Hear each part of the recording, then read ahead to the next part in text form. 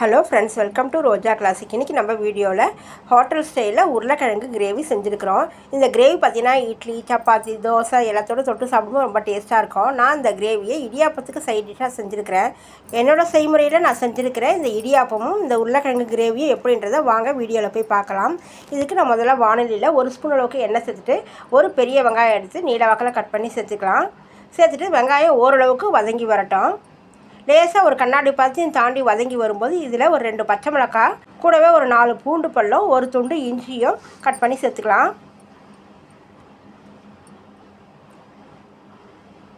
சேர்த்துட்டு இது எல்லாமே ஒன்றா ஓரளவுக்கு வதங்கி வரணும். அது வரைக்கும் இதை நம்ம வதக்கி விடணும். இந்த அளவுக்கு வெங்காயம் வதங்கி வந்ததுக்கப்புறம் இதில் ஒரு கொத்து கருவேப்பிலை சேர்த்துக்கலாம். சேர்த்துட்டு கூடவே 2 கிராம்பு, ஒரு துண்டு பட்டை, ஒரு 5-6 முந்திரி சேர்த்துக்கலாம். ஒரு பிரிஞ்சி இலை சேர்த்துட்டு 1 ஸ்பூன் பொட்டுக்கடலையும் 1 ஸ்பூன் வேர்க்கடலையும் சேர்த்துடலாம். சேர்த்துட்டு இதை 1 நிமிஷம் போல் நல்லா வதக்கி விட்டுக்கோங்க. வதக்கி விட்டதுக்கப்புறம் ஒரு 1/4 கப் அளவுக்கு துருவின தேங்காய் துருவல் சேர்த்துடலாம். அடுப்பு ஸ்லோ ஃப்ளேம்லேயே வச்சுட்டு இதை நல்லா இதோட சேர்த்து நல்லா கலந்து விட்டுடணும். தேங்காய் துருவல் ரொம்பவும் வதங்கி வரக்கூடாது, ஓரளவுக்கு வதங்கி வந்தால் போதும். ஒரு 2 நிமிஷம் போல் இதை நல்லா வதக்கி விட்டுட்டு இதை இப்போ ஸ்டவ் ஆஃப் பண்ணிட்டு நல்லா இதை ஆற விட்டுடணும். என்னுடைய சூடெல்லாம் குறைஞ்சி நல்லா ஆறணும். இதை நம்ம மிக்ஸி ஜாரில் மாற்றிக்கலாம்.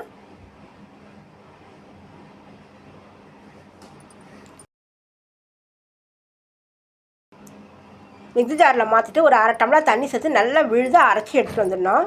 அடுத்து அதே வானலியில் 1 ஸ்பூன் எண்ணெய் சேர்த்துட்டு வேக வச்சு கட் பண்ண உருளைக்கிழங்கு அதில் சேர்த்துடலாம். சேர்த்துட்டு 1 நிமிஷம் போல் இதை எண்ணெயில் வறுத்து விட்டுக்கலாம். இதை போல் எண்ணெயில் வறுத்து நம்ம கிரேவியில் உருளைக்கிழங்கு சேர்க்கும்போது ரொம்ப டேஸ்ட்டாக இருக்கும். நல்லா கறி குழம்புல நம்ம உருளைக்கிழங்கு சேர்த்தா எந்த அளவுக்கு ஒரு வாசனையாக இருக்குமோ, சாப்பிட்றதுக்கு உருளைக்கிழங்கு டேஸ்ட்டாக இருக்குமோ அதை போல் இருக்கும். இப்போ 1 நிமிஷம் போல் வறுத்து விட்டு இந்த உருளைக்கிழங்கு நான் பிளேட்டில் எடுத்துக்கிறேன்.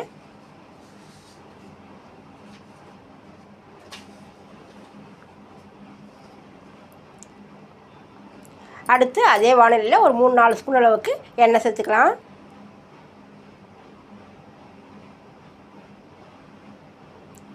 எண்ணெய் நல்லா சூடு ஏறினதும் ஒரு துண்டு பட்டை, 2 கிராம்பு, ஒரு அன்னாச்சி பூ சேர்த்துட்டு கூடவே 2 பிரிஞ்சி இலை சேர்த்துடலாம். இது நல்லா எண்ணெயில் பொரிஞ்சு வாசனை வரணும். இதில் ஒரு 1/4 ஸ்பூன் அளவுக்கு சோம்பு சேர்த்துடலாம். சோம்பு நல்லா பொரிஞ்சு வாசனை வரும்போது நீல வாக்கில் கட் பண்ண ஒரு வெங்காயம் எடுத்து கட் பண்ணி சேர்த்துக்கலாம். கூடவே 2 பச்சை மிளகாய் கட் பண்ணி சேர்த்துடலாம். வெங்காயம் பச்சை மிளகாயும் நல்லா வதங்கி வரணும். அது வரைக்கும் வதக்கி விட்டுடணும். நான் வெங்காயம் சீக்கிரமாக வதங்கிறதுக்காக நான் கொஞ்சமாக உப்பு சேர்த்துக்கிறேன். உப்பு சேர்த்து வதக்கி விட்டதால் வெங்காயம் கொஞ்சம் சீக்கிரமாக வதங்கி வந்திருக்குது. இந்த ஸ்டேஜில் மீடியம் சைஸ் தக்காளி பழம் 3 எடுத்து விழுதாக அரைச்சி இதில் சேர்த்துக்கணும். தக்காளி விழுது சேர்த்து 1 நிமிஷம் போல் இதை நம்ம கலந்து விட்டுடலாம்.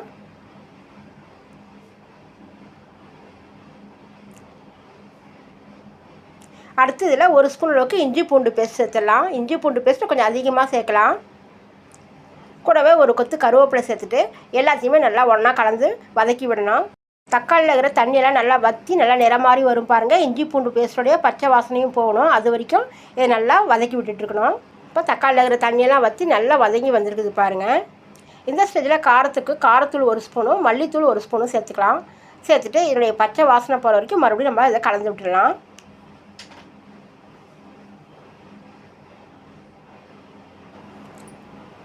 அடுத்து இதில் ஒரு டம்ளர் அளவு தண்ணி சேர்த்து கொஞ்ச நேரத்துக்கு கொதிக்க விடணும்.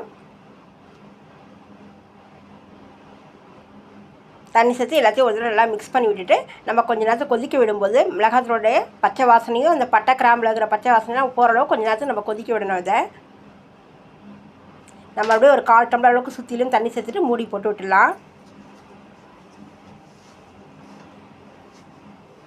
மூடி போட்டு அடுப்பை மீடியம் ஃப்ளேமில் வச்சுட்டு கொஞ்சம் நேரத்தில் ஓப்பன் செஞ்சிங்கன்னா நல்லா லேசாக எண்ணெய் பிரிஞ்சு வந்துருக்குது பாருங்கள். மிளகாத்தூளுடைய பச்சை வாசனையும் போயிருக்குது. இப்போ நம்ம அரைச்ச விழுது இதில் சேர்த்துடலாம்.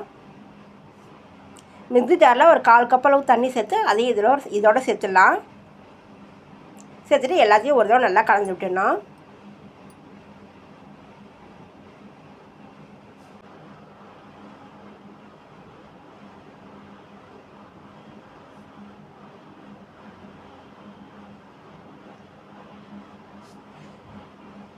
அரைச்ச விழுதை சேர்த்து கலந்து விட்டதுக்கப்புறம் நம்ம வேக வச்ச வதக்கி எடுத்துக்கிற உருளைக்கிழங்கு இதில் சேர்த்துடலாம். இந்த கிரேவி கொதிக்கும்போது உருளைக்கிழங்கோட சேர்த்து கொதிக்கும்போது இந்த உப்பு காரமெல்லாம் இந்த உருளைக்கிழங்கோட மிக்ஸ் ஆகி நம்ம சாப்பிடும்போது உருளைக்கிழங்கு ரொம்ப டேஸ்ட்டாக இருக்கும். உருளைக்கிழங்கு சேர்த்து ஒரு தடவை கலந்து விட்டுட்டு தேவையான அளவுக்கு உப்பு சேர்த்து கொஞ்சம் நேரத்துக்கு மூடி போட்டுடலாம். நான் உப்பு சேர்த்தது வீடியோவில் பதிவாகலை. கொஞ்சம் நேரம் கொதிக்க விட்டதுக்கப்புறம் ஓப்பன் செஞ்சிங்கன்னா லேசாக எண்ணெய் பிரிஞ்சு வந்துருக்குது பாருங்கள். ஒரு தடவை கலந்து விட்டுட்டு மறுபடியும் மூடி போட்டு விட்டுடணும்.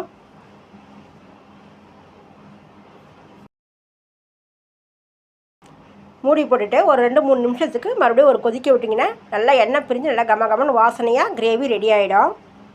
இப்போ நம்ம விருப்பத்துக்கு புதினா மல்லித்தழையை தூவிட்டு இது கொதிப்பு அடங்குற வரைக்கும் கொஞ்சம் நேரம் மூடி போட்டு விட்டுட்டு நம்ம சைட் டிஷ்ஷாக தொட்டு சாப்பிட்றதுக்கு ரொம்ப டேஸ்ட்டாக இருக்கும். என்னோடய ப்ரிப்ரேஷனில் உருளைக்கிழங்கு கிரேவி ரெடி ஆகிடுச்சு. இந்த கொதிப்பு அடங்குற வரைக்கும் கொஞ்சம் நேரத்துக்கு மூடி போட்டு விட்டுடலாம். அடுத்து இடியாப்பம் செய்யறதுக்கு நான் 1.5 கப் அளவுக்கு அரிசி மாவு எடுத்திருக்கேன். 1.5 கப் அரிசி மாவுக்கு தேவையான அளவுக்கு உப்பு சேர்த்துக்கலாம். உப்பு சேர்த்து ஒரு தடவை எல்லாத்தையும் ஒன்றா மிக்ஸ் பண்ணி விட்டுடலாம். இதில் 1 ஸ்பூன் அளவுக்கு தேங்காய் எண்ணெய் சேர்த்துடலாம். தேங்காய் எண்ணெய் சேர்த்து செய்யும்போது இடியாப்பம் நல்லா வாசனையாகவும் இருக்கும், புழியறது ரொம்ப ஈஸியாக வந்துடும். இப்போ தண்ணி நல்லா கொதிச்சுட்டு தண்ணியோட தண்ணி பார்த்திங்கன்னா இந்த அளவு கொதித்து வரணும். கொதிக்கிற தண்ணியை 1.5 கப்பு அரிசி மாவுக்கு 1.5 கப்பு தண்ணி சேர்த்து பிசைஞ்சாலே கரெக்டாக இருக்கும். நான் கொஞ்சம் கொஞ்சமாக தண்ணி சேர்த்து மாவை நல்லா பிசைஞ்சு எடுத்துக்கிறேன்.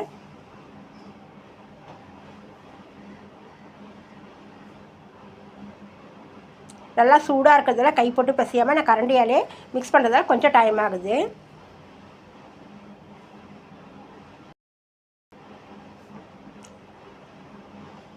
ஒன்றரை கப்பு தண்ணி சேர்த்து நல்லா பிசைஞ்சதுக்கப்புறம் இப்போ நல்லா மாவு நல்லா இடியாப்பம் புழியறதுக்கு மாவு நல்லா பக்குவமாக ரெடியாக இருக்குது. பக்கத்தில் கொஞ்சம் பச்சை தண்ணி வச்சுட்டு கையில் தொட்டு இப்போ மாவை தொட்டு எடுக்கும்போது கொஞ்சம் சூடு தாங்கும் கைக்கு.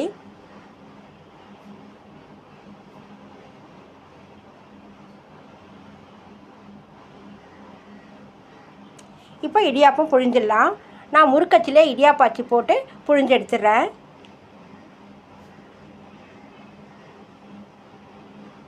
இதை போல் பெரிய தட்டில் எண்ணெய் தடவிட்டு இதை போல் இடியாப்பத்தை புழிஞ்சு எடுத்துடலாம்.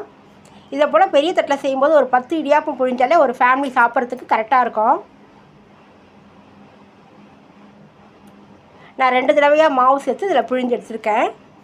அதே போல் இன்னொரு தட்டுலையும் புழிஞ்சு எடுத்துடுறேன்.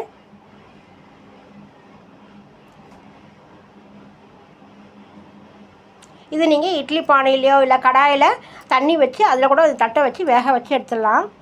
இதை போல் நான் கடாயில் தண்ணி வச்சு மூடி போட்டுருக்கேன். தண்ணி வந்து பார்த்திங்கன்னா நல்லா கொதிக்கணும். கொதிக்கும்போது ஒரு 10 இடியாப்பம் செய்யறதுக்கு 10 நிமிஷம் தான் ஆகும். 1 நிமிஷத்துலேயே ஒரு தட்டில் இருக்கிற இடியாப்பம் வெந்து வந்துடும். நான் 2 ஈடு மாவு போட்டு அதில் இடியாப்பம் புழிஞ்சு எடுத்துருக்கேன். ஒரு தட்டில் ஒருத்தவங்க 2 சாப்பிட்டாலே நல்லா ஒரு ஃபுல்லிங்காக இருக்கும்.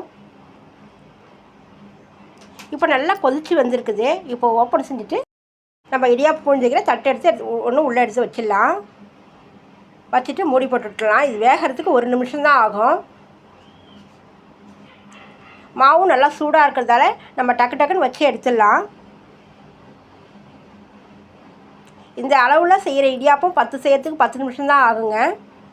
நீங்களும் இதை போல் ஒரு தடவை ட்ரை பண்ணி பாருங்கள். செய்கிறது ரொம்ப ஈஸி, டைமும் சீக்கிரமாக ஆகிடும். மாவு ஆனால் சூடாக இருக்கணும். அவ்வளோதாங்க, என்னோடய ப்ரிப்ரேஷனில் இடியாப்பமும் சைட் டிஷ்ஷாக உருளைக்கிழங்கு கிரேவியும் ரெடி ஆகிடுச்சு. என்னோடய செய்முறையில் நான் செஞ்சுருக்கிற இந்த உருளைக்கிழங்கு கிரேவியும் இடியாப்பமும் உங்களுக்கு பிடிச்சிருக்குதான்னு சொல்லிவிட்டு நீங்கள் கமெண்ட்ஸில் சொல்லுங்கள். என்னோடய செய்முறை உங்களுக்கு பிடிச்சிருந்ததுன்னா லைக் பண்ணுங்கள், ஷேர் பண்ணுங்கள், மறக்காமல் ரோஜா கிளாசிக் சேனலுக்கு சப்ஸ்கிரைப் பண்ணிவிடுங்க. நம்ம அடுத்த வீடியோவில் பார்க்கலாம். தேங்க்யூ.